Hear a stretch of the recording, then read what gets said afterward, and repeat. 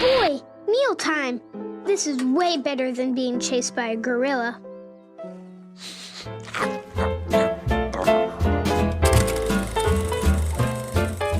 Oh, potatoes and molasses. If you want some, oh, just ask us. They're warm and soft like puppies in socks, filled with cream and candy rocks. Oh, potatoes and molasses. They're so much sweeter than algebra class. If your stomach is grumbling and your mouth starts mumbling, there's only one thing to keep your brain from crumbling. Oh, potatoes and molasses. If you can't see 'em, put on your glasses. They're shiny and large, like a fisherman's barge. You know you eat enough when you start seeing stars. Oh, potatoes and molasses. It's the only thing left on your tusk quest. They're short and stout to make everyone shout for potatoes and molasses.